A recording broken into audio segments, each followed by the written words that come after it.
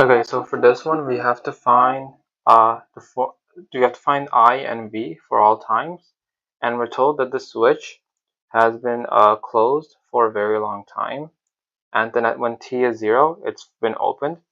So first, let's go over what does ut means. So this ut is supposed to be the unit step function, and it pretty much means when time is less than 0, it's going to be 0, and when time is greater than 0, it's going to be 1. So let's write the circuit for when time is less than 0. So when time is less than 0, obviously this thing is going to be 0. So we can replace it with a short circuit wire. So it'll be something like this.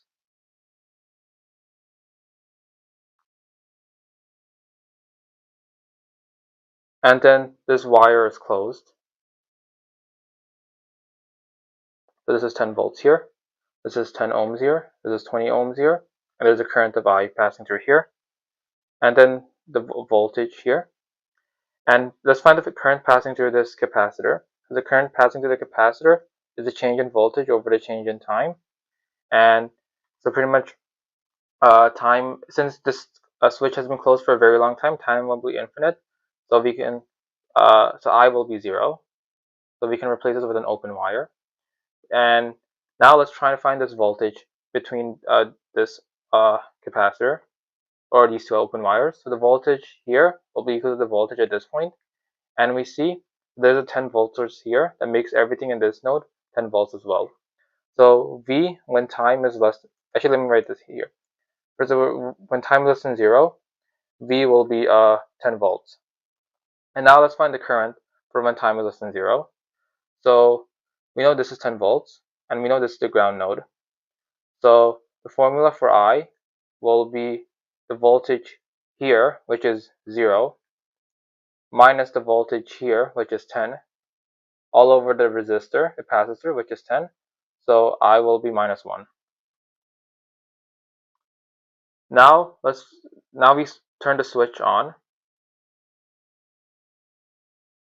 Okay, so let's write the circuit for so let's get our values when t is equal to 0. Okay, so let's get our values when t is equal to 0.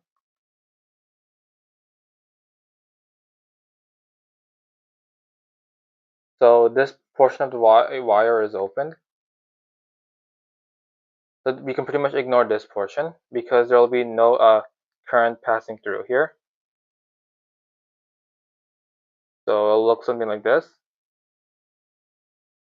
Okay. Now, what will the voltage when the circuit's at t equals 0? What will the voltage be? Well, the voltage can change instantaneously. So the voltage when t is 0 will be 10 volts. But however, the current will not be minus 1 because the current is passing through this wire. Like if it was passing through an inductor, then we could say that the current is minus 1. However, we can't say that here, okay? Because it's passing through a wire.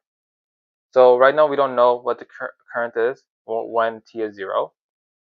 So now let's say the current is so now let's say t is greater than 0. So obviously this becomes an open wire because the current passing through here is 0. So now let's see what we can do. We should find the voltage. So when t is greater than 0, let's try and find the formula to represent V. So the voltage here will also be the voltage at this region.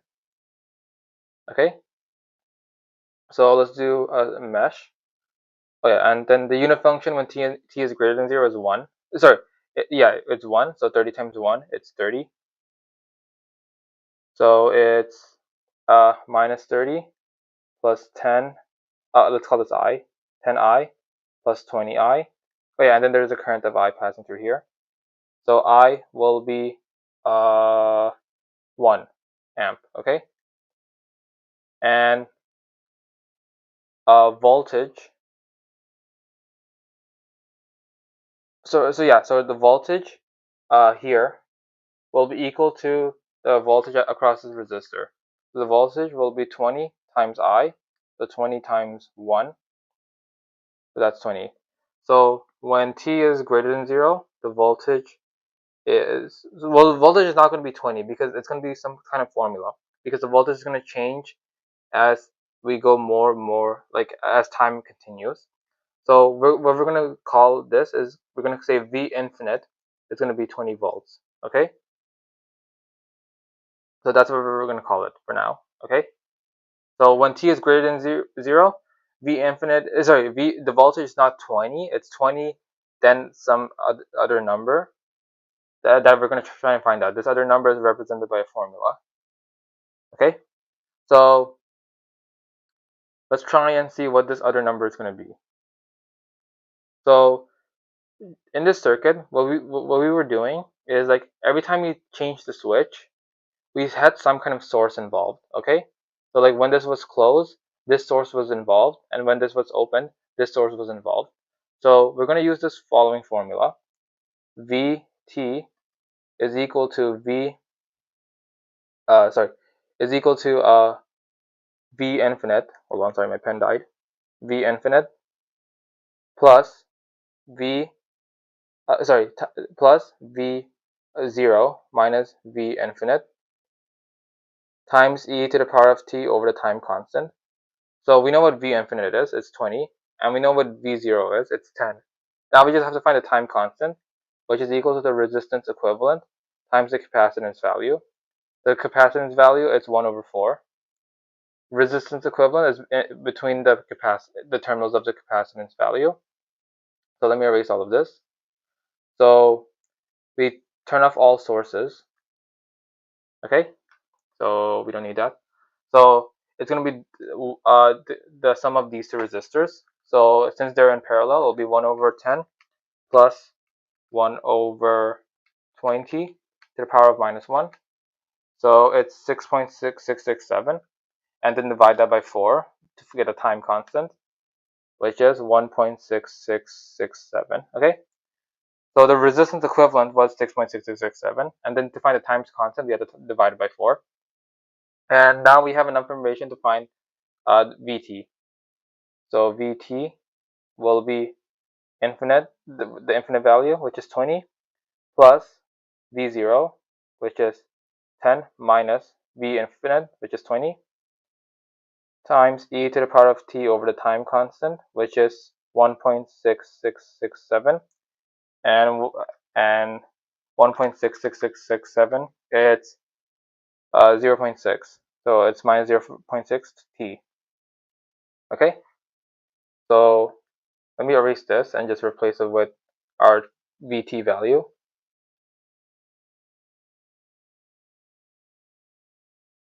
So it's, oh yeah, so it's minus 10 e to the power of 0.6 t. Okay, so great, that's done. Now we just have to find the formula to represent it when t is greater than 0. So let's go back to the circuit. Hey, let's go back. Let's turn back on our source. So we know the current was passing through here. Now let's say the current is passing through here, and let's assume that, and we know this is the circuit for when t is greater than 0. But let's have the circuit be let's say at 1 second. Okay, when t is at 1 second, obviously there's going to be a capacitance value.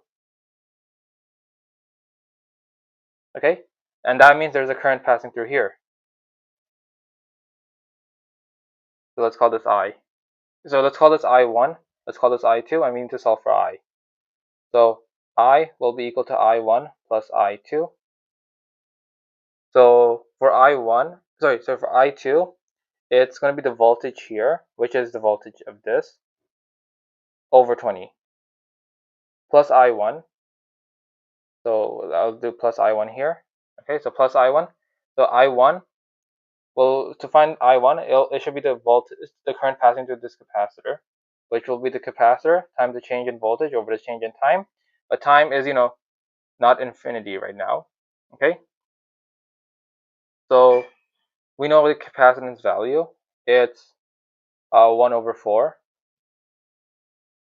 Okay, and then the voltage. we found this formula to represent voltage when t is greater than 0. So it'll be the derivative of 20 minus 10e to the power of 0.6t.